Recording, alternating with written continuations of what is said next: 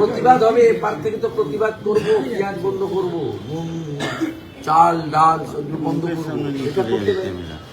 তো ওখানে কিছু করতে গেলে সবাইকে মিলে ভাবতে হবে, পৃথিবীর সমস্ত শান্তিকামী দেশকে ভাবতে হবে, ভারতবর্ষের সরকারকেও ভাবতে হবে, এদের জন্য ওষুধ দিতে হবে। এই ওষুধ তো আছে ভারতের, এই ওষুধ দিলেই হবে। কেন পদক্ষেপ মাঝে মাঝে ওষুধ দেওয়ার দরকার আছে। কেন পদক্ষেপ করছে না? দেখলেন না, যখন আফগানিস্তানে প্রথম তালিবান সরকার হয়, তাদের উগ্রতা তা কোন জায়গায় ছিল। পরে আমেরিকার গুতো খেয়ে এখন পিউরিফাইড তালিবান। কিছু রোগ রয়ে গেছে, এটা মজ্জাগত রোগ, কিন্তু তারপরেও দেখছেন ভদ্র হয়েছে। এই জামাতিদেরকে ভদ্র করতে গেলে একবার ওষুধ দেওয়া দরকার আছে, খুব কড়া ডোজের ওষুধ দেওয়া দরকার। দাদা, দীপুচন্দ্র দাসের আঘাতটা নিয়ে বামেরা যেভাবে পথে নামছে বারবার, এর পেছনে সমস্যাটা কি? আমরা কি বলছি?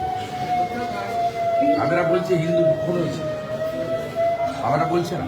বামেরা বলছে দুষ্কৃতীদের দ্বারা একজন বাংলাদেশি যুবক খুন হয়েছে। বামেদের বলতে হবে কট্টর মৌলবাদ জঙ্গিরা, ধর্মান্ধরা তাদের উন্মত্ততা দেখিয়েছে এবং হিন্দু বলেই নিরীহ নিষ্পাপ, তার বিরুদ্ধে কোনো অভিযোগের প্রমাণ ছাড়া তাকে জীবন্ত জানিয়েছে।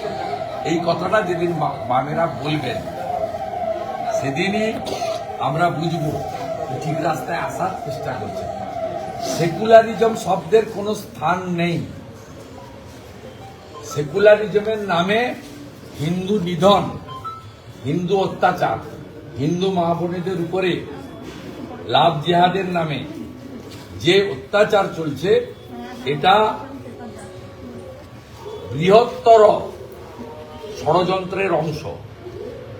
এই বিষয়ে বামেদের কোনো স্পষ্ট ব্যাখ্যা নেই।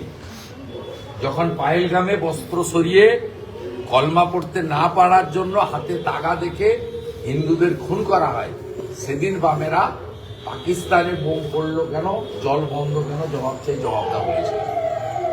যদি বিলম্বে বোধোদয় হয়, শ্রী চৈতন্যদেবের মাটিতে দাঁড়িয়ে বলবো যে প্রভু এদের সকলের চৈতন্য হবে। দাদা, ওরা এখনো এরা বলে যাচ্ছে মমতা বন্দ্যোপাধ্যায় সরকার আমাদের ফাঁসিয়েছে। এই অদর্শন মানে যারা শামশেরগঞ্জের জোড়া খুনে যারা অভিযুক্ত, ঠিকই বলছে। এখনো বলে যাচ্ছে। মমতাই তো বলেছে আন্দোলন করো, ওয়াকফ মানি না, আমার জীবন থাকতে ওয়াকফ মমতার কথায় আন্দোলন করতে গেছে। তারপরে মজ্জাগত রোগ অনুযায়ী পশু কাটার অস্ত্র দিয়ে হরগোবিন্দ দাস চন্দন দাসকে খণ্ড খণ্ড করে কেটেছে। আর এখন মমতা তাদের যাবজ্জীবন জেল করিয়ে পুলিশকে দিয়ে ফাঁসির কাস্টে যাতে না ঝুলতে হয় তার ব্যবস্থা করে দিয়েছে। মমতা বন্দ্যোপাধ্যায় চোরকে বলে চুরি করতে আর গৃহস্থকে বলে সাবধান থাকতে, এটা তার দীর্ঘদিনের রোগ, একটা রেজিস্টার্ড মিথ্যাবাদী। সবাই প্রতিবাদ হবে, এপার থেকে তো প্রতিবাদ করবো, পেঁয়াজ বন্ধ করবো, নুন চাল ডাল সবগুলো বন্ধ করবো, এটা করতে হবে। তো ওখানে কিছু করতে গেলে সবাইকে মিলে ভাবতে হবে, পৃথিবীর সমস্ত শান্তিকামী দেশকে ভাবতে হবে, ভারতবর্ষের সরকারকেও ভাবতে হবে, এদের জন্য ওষুধ দিতে হবে। এই ওষুধ তো আছে ভারতের, এই ওষুধ দিলেই হবে। কেন এদের পদক্ষেপ মাঝে মাঝে ওষুধ দেওয়ার দরকার আছে। কেন পদক্ষেপ করছে না? দেখলেন না, যখন আফগানিস্তানে প্রথম তালিবান সরকার হয়, তাদের উগ্রতা তা কোন জায়গায় ছিল। পরে আমেরিকার গুতো খেয়ে এখন পিউরিফাইড তালিবান।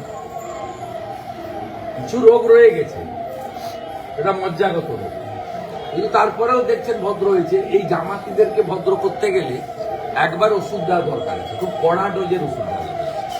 দাদা, দীপুচন্দ্র দাসের আঘাতটা নিয়ে বামেরা যেভাবে পথে নামছে বারবার, এর পেছনে সমস্যাটা কি? আমরা কি বলছি?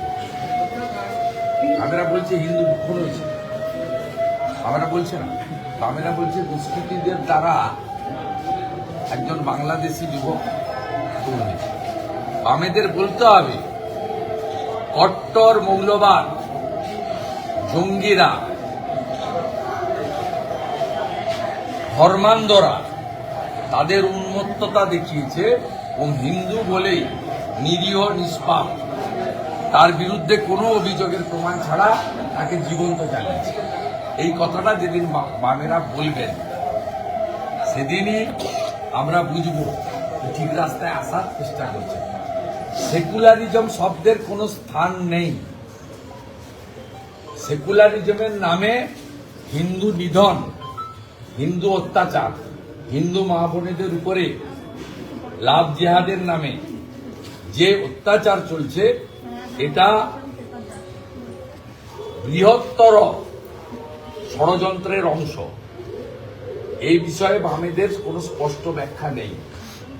যখন পায়েলগামে বস্ত্র সরিয়ে কলমা পড়তে না পারার জন্য হাতে তাগা দেখে হিন্দুদের খুন করা হয়, সেদিন বামেরা পাকিস্তানে বোম পড়লো কেন, জল বন্ধ কেন, জবাব চাই জবাবটা বলেছে। যদি বিলম্বে বোধোদয় হয়, শ্রী চৈতন্যদেবের মাটিতে দাঁড়িয়ে বলবো যে প্রভু এদের সকলের চৈতন্য হবে। দাদা ওরা এখনো এরা বলে যাচ্ছে মমতা বন্দ্যোপাধ্যায় সরকার আমাদের ফাঁসিয়েছে, এই অদর্চন মানে যারা শামশেরগঞ্জের জোড়া খুনে যারা অভিযুক্ত, হ্যাঁ, ঠিকই বলছে। এখনো বলে যাচ্ছে। মমতাই তো বলেছে আন্দোলন করো। ওয়াকফ মানি না, আমার জীবন থাকতে ওয়াকফ মমতার কথায় আন্দোলন করতে গেছে। তারপরে মজ্জাগত রোগ অনুযায়ী পশু কাটার অস্ত্র দিয়ে হরগোবিন্দ দাস, চন্দন দাসকে খণ্ড খণ্ড করে কেটেছে। আর এখন মমতা তাদের যাবজ্জীবন জেল করিয়ে পুলিশকে দিয়ে ফাঁসির কাস্টে যাতে না ঝুলতে হয় তার ব্যবস্থা করে দিয়েছে। মমতা বন্দ্যোপাধ্যায় চোরকে বলে চুরি করতে আর গৃহস্থকে বলে সাবধান থাকতে।